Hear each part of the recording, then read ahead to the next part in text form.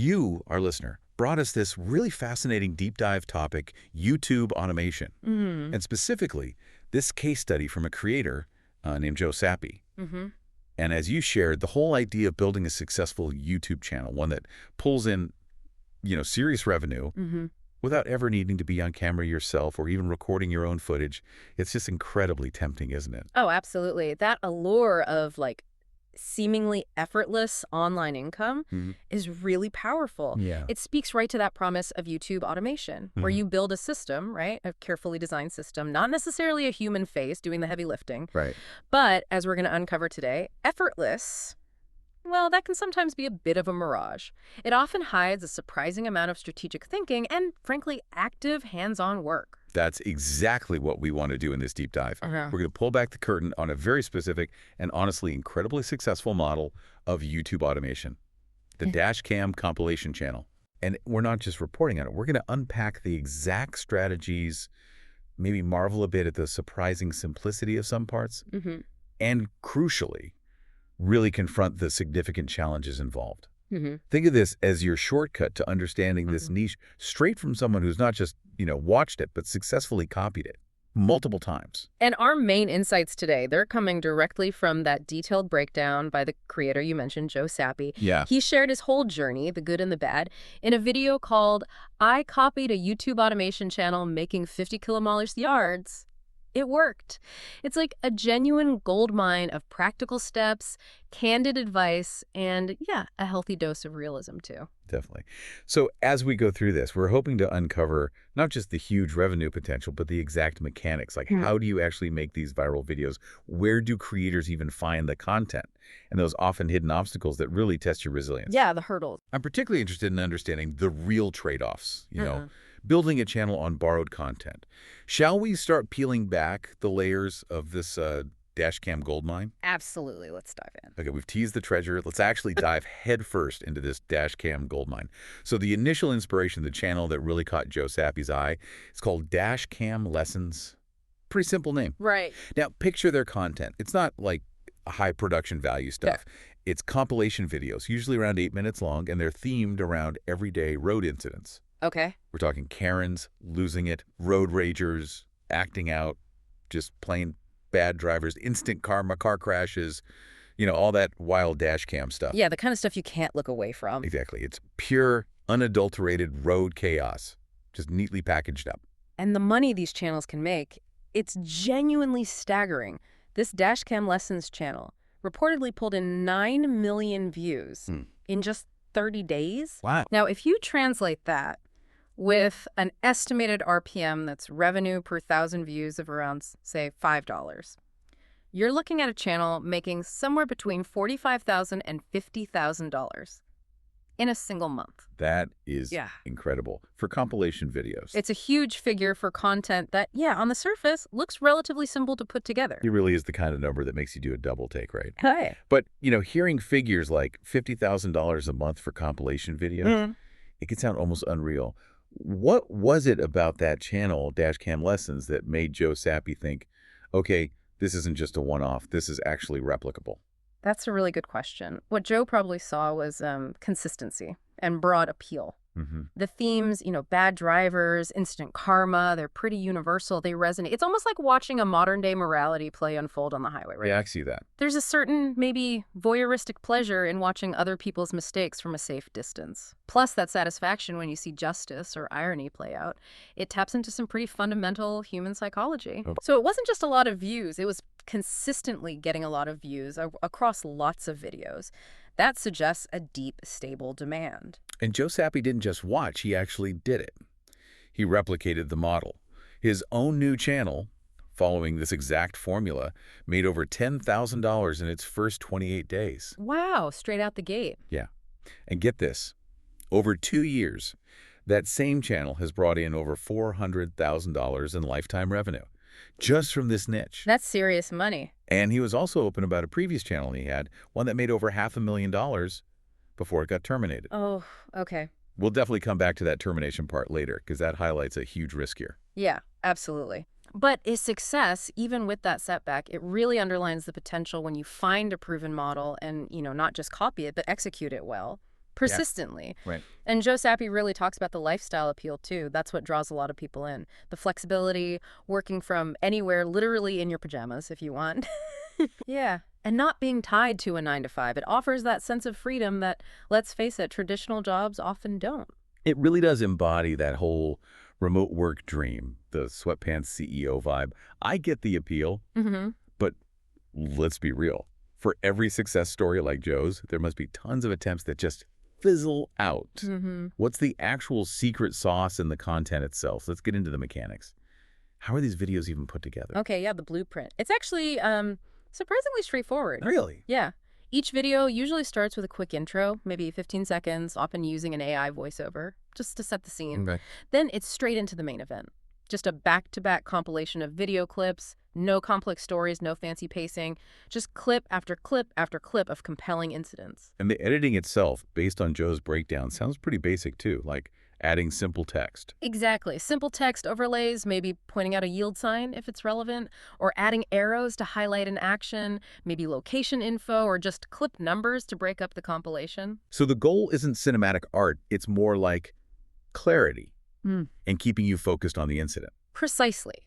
These are just simple additions that make things clearer, draw your eye, but they don't require advanced skills and they don't slow things down. That simplicity is key for producing a lot of content. Makes sense. And the thumbnail strategy. For the original channel, Dashcam Lessons, you said it was also basic. Just a screenshot from a clip, some text, an arrow. Functional. Functional, yeah. But maybe not super click-worthy on its own. Right. And this is where Joe Sappy offers a really crucial tip, especially for newer channels. He says you need to optimize thumbnails for maximum impact, particularly if you don't have a big subscriber base. Like using more engaging images. He gave the example of showing, say, a middle finger for a road rage compilation, something that really grabs attention and makes people click. And that's such a critical point for anyone starting out. Your thumbnail is your billboard. It's often your only shot to hook someone scrolling. Yeah. New channels, you can't rely on subscribers or the algorithm just pushing you because people know your name. You need that instant visual pull, that image that makes someone stop. It's a numbers game. Really, more clicks mean more views, especially early on. So the value here, as Joe puts it, is just pure entertainment. It's not education, not deep analysis. It's delivering those shocking, funny, maybe unbelievable moments. Right. But why does this type of entertainment hit so hard with the audience? What buttons is it pushing? That's a great point. This focus on pure entertainment is key. It tells us that for this audience and this type of, let's say, low-effort consumption content, the goal isn't learning something new. Right. It's that visceral thrill, witnessing the unexpected, that immediate hit of, wow, I can't believe that just happened, or maybe even that little bit of schadenfreude seeing karma play out on the road. Yeah, a little bit. It's almost a primal kind of engagement. It's a safe way to experience danger, surprise, maybe a sense of justice, all from your couch. It works because it bypasses deep thought and goes straight for an emotional reaction. Okay. So we know what to make and why it works. Now, the million-dollar question, as Joe calls it, where on earth do you find all this footage? He's super clear. Finding the right clips, that's the hardest part. Yeah. Not the editing, not the AI voice, Yeah. but the content hunt. Why is that the biggest hurdle? Well, it's the content acquisition that takes the most ongoing effort because you're constantly needing fresh, high-quality, potentially viral material. Right. Joe Sappy calls Reddit your baby for this stuff, and you can see why. Subreddits like idiots in cars are just full of it. A gold mine. Exactly. Yeah. And you can search within those subs for specific themes, like road rage, to find clips for your specific video topic. It's like this community-curated feed of exactly what you need. And he also mentioned that successful channels often list their sources in the video descriptions. Yeah, that's a good tip, too. It gives you a starting point to find similar clips, maybe even find the original creators to ask for permission. It's like a little built-in content directory, a shortcut to stuff that's already proven popular. Okay, so when you're actually picking clips, what's the criteria? Entertainment is king. You want the craziest, the wildest, the dumbest, the most entertaining moments you can find. Gotcha. Lengthwise, he usually aims for about 30 seconds to a minute per clip. But he says even really short clips, like 9 seconds, are fine if they really pack a punch. And a critical factor he mentions is audio. Clips with audio are way better. They just significantly boost the entertainment value and make it much more engaging than silent footage. Oh yeah, I can imagine. hearing a horn or someone shouting. Exactly. It adds that extra layer, immersion, often humor or tension. That makes total sense. Yeah. But here's a tricky area. Sensitive content. You got to be careful with really problematic clips, right? Like graphic crashes, they could get your ads limited, or the video age restricted. Really? Joe mentions blurring as an option, but says viewers usually hate it. Sometimes it's just better to skip those clips altogether to keep the channel healthy. It feels like a balancing act. It really is. You're constantly weighing the entertainment value against, platform guidelines and advertiser friendliness. Right. Will this clip get me demonetized? Or worse, penalized? Blurring can work, but it often ruins the viewing experience. If your whole goal is raw entertainment, a blurred clip might just make people click away. So yeah, the pragmatic choice is often just move on, find something else. Okay. Yep. And then there's the big one, credit and permission. Joe's very clear. Always give credit, especially for Reddit clips mentioned the subreddit, the username. For YouTube, asking permission by commenting is the best practice. Now, he does admit from his experience, a brand new channel might get away without explicit permission sometimes, but he stresses this is not legal advice and it's risky. What are the real dangers of playing fast and loose with permission, especially for a new channel? The dangers are pretty significant, really. Look, a tiny new channel might fly under the radar for a bit, just lost in the noise online. Yeah. But as soon as your channel starts getting any traction, the risk of copyright strikes or content ID claims just shoots way up. And one strike can hurt your monetization. Multiple strikes. That can get your entire channel terminated, like what happened to Joe's first big channel. All right, the $500,000 one. Exactly. Yeah. So while you might get away with it at the start, it's like building on shaky ground. Asking permission takes more time, yes, but it's building for the long term. It's a trade-off. Speed versus security. That's a really vital distinction. Proceed with caution, always. Okay, beyond just finding clips, Joe also talks about gathering extra context for each one, like what happened just before or just after. You can often figure this out from comments or just watching closely. And this detail, putting that context on screen with text or narration, he points out it's really helpful for the audience, especially the older demographic, like 65, 85, that these channels often attract. They might have hearing issues or watch in noisy places. That's a fantastic point about really knowing and serving your audience. Yeah. So adding that text isn't just nice to have, it's almost an accessibility feature. It makes sure everyone gets the full story, the full road chaos experience. Yeah. Keeps them engaged. That's smart. It prevents frustration and keeps watch time up, which the algorithm loves. And practically speaking, how do you actually download the footage? Joe gives some specific tools. Yeah, he keeps it simple. For Reddit, use Reddit to MP4 converters, he mentioned Rapid Save.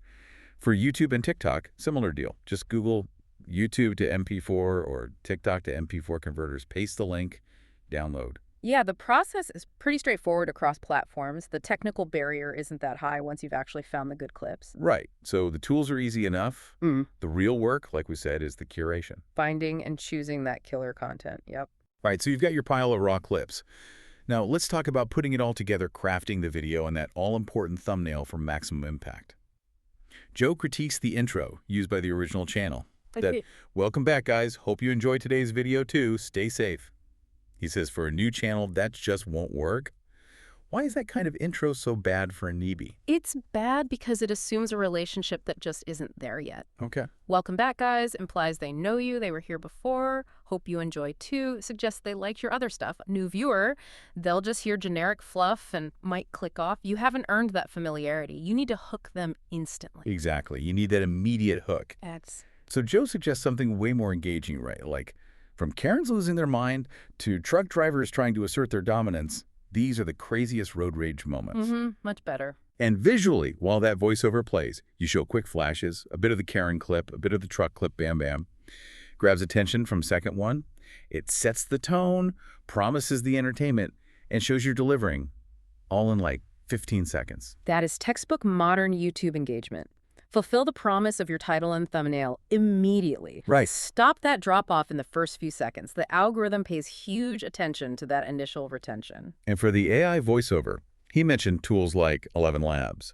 But it's not just about getting any voice. You need one that fits the audience. Yeah, that's key. For this niche, with that older demographic, he recommends a middle-aged man voice he mentioned, Brian, in 11 Labs. Gives it a sort of wise feel, apparently, not some hyper-energetic young adult voice. That makes sense. It's a subtle but strategic choice, right? Building trust, familiarity, voice choice is huge for setting the right tone. A wise, maybe calmer voice can lend a bit of authority or at least calm oversight to what's often pretty chaotic content. Yeah, like a narrator guiding you through the madness. Exactly. It guides the viewer without adding more sensory overload, makes it more digestible, especially for that older audience. Okay, so you've got your clips, your AI voiceover, time to edit. Joe uses Premiere Pro, but he recommends CapCut for beginners. Yeah, smart recommendation. CapCut's way more accessible, easier learning curve, often free. So the process is basically line up the clips, add the AI voiceover, make sure it flows. Efficiency and impact, not fancy effects. That's the idea. Democratizes the whole thing, lets anyone jump in without needing expensive software or years of editing skill. The focus stays on the content curation and clear presentation. And then the final piece, the thumbnail. We talked about improving on just a basic screenshot. Start with a good screenshot, sure. But Joe shared an advanced trick, using AI, like Photoshop's generative expand, to create more space around the main image. Oh, interesting. Why? So you have more room to add text without covering up the important part of the picture. Ah, clever. Gives you more canvas. Yeah.